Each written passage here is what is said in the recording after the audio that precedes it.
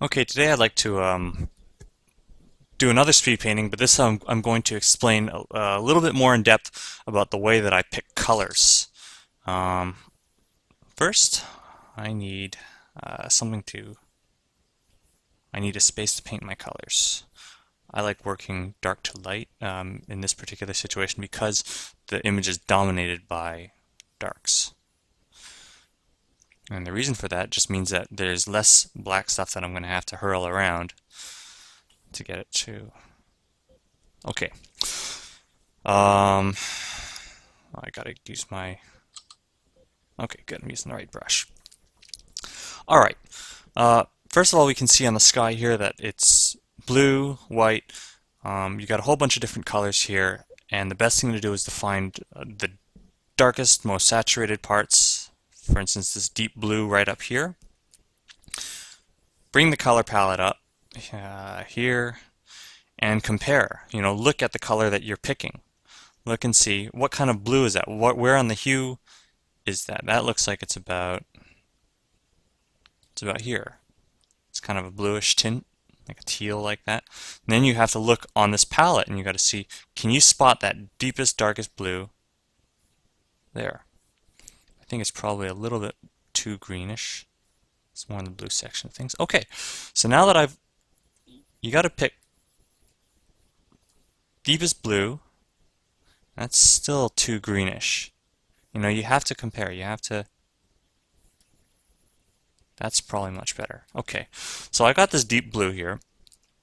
It becomes a gray, it becomes a white. So I think if anything, down here it probably winds up being a white. So I had to somehow get this to transition from this deep blue to that white. And I do that by figuring out, well, hang on, all this area here is gray. So when you pick colors, you got to look at the color that you're trying to pick. You got to look on the palette. Use your eyes. See it. Try and see the color that you're trying to pick. You got to use your eyes. That's sounds really simple and like a dumb thing to say, but you'd be surprised how many people don't use their eyes when they select colors from a palette. Okay, so now that we have that, I'm just dealing with the sky here. And what's the next transition I got to deal with? Well, it's going to transition into this dark, dark gray here. So same thing, look at that color, look at the palette, use your eyes, see if you can spot that color there. It looks like it's in the brownish orange side of things, so I'll just tweak the hue, find the hue, find where it is on the palette, and then just, try and hit it. All right, now it's too saturated. Okay, so that and that looks about right. There's a bit of a transition that's going on in there. Looks like there's a bit of a lighter cloud color. And a few spots of white have gone and broken that shape up. But I'm not going to waste, well, I'm not going to waste too much time in that area. But anyway, down below, none of that area becomes white again, so it's safe for me to just hit it up. Hit it with the same color. Find that bright orange, probably, yeah, more around there. So I'm finding the brightest of the brights. There's only a few colors that I find that I try and get. I just get the color extremes, the key colors. So hit the sky there. Whoops. Go in there and just cut it up a bit. Now there's the city, which is not black, but well, the city itself is black, but there's a layer of haze that is going and it's tinting everything to be a slight blue. So that is going to go, and that's going to, well, hang on. Since it doesn't get any darker, I'm going to just hit that, pick up my blue again. I throw in the lump of the, lumps of the city. Now I can refocus my eyes, and because I'm using a smaller brush, and just put in those silhouettes of the buildings off in the distance. Good. What happens next? Let's look at the next transition. We have this disturbed water here, which is reflecting the sky color. Grab the sky color, I'm just working top to bottom. And now I have these clouds being reflected down below once more. A bit of the sky orange. And this time, well, I'm going to paint the predominant shape. Now right about here, it gets really, really deep, really dark. So again, look at this color. Find it on the palette and just hit it.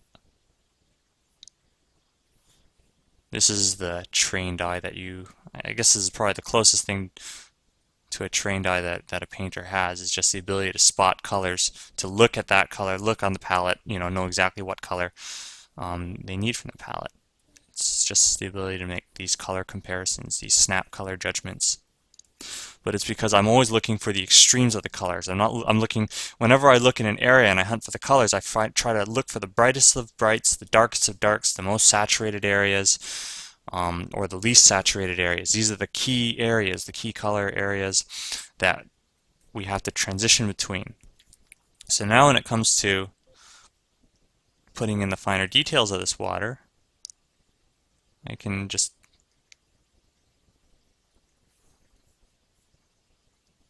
squiggle those in.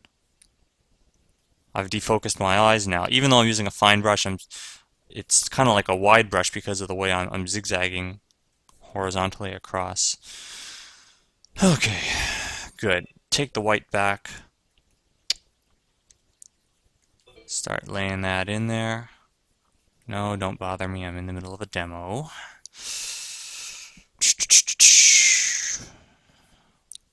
I know I should just disable my Steam friends while I'm doing demos, but I never remember to turn it back on, so tough. Okay, what else we got here? We've got all this black stuff from the underside of this ship. So, small brush, small ripples. Just going to go in and just deal with the small ripples first, then use the big brush and just fill in those areas that I missed. Okay, and then we have all these areas here that are jutting out. How far do they jut out to?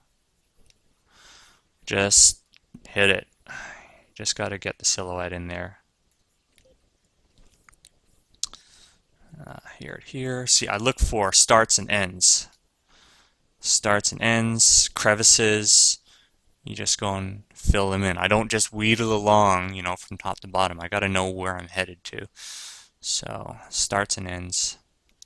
Works the same way, whether you're picking color, you're drawing silhouettes, starts and ends. There's a start, there's the end. Just go out and hit it.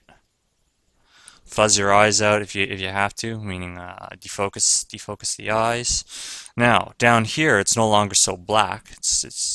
Well, you know what I'm going to do? I know it's not black. I see how it intersects down there, but I'm doing it just so that I have the silhouette. Okay, now I'm going to find what's that reddish color. So reddish orange, probably around here. Just look in the hue. I think it's about there. Maybe more like that. Okay, maybe a little bit more red. Fine, it's too dark. Boom. So that's about right. I'm going to hit it. I'm going to give it its full intensity. You notice that? I'm just, all that area here, I'm just going to give it full intensity. Why? Because I'm going to be going in there with the darkest of darks, the black, and I'm going to regulate my pressure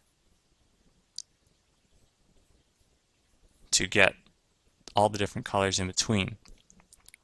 So this is how I use a color palette. I find the brightest of brights. It's coming this is a reflection specular off of the water and the sky, so that's why I'm using a white.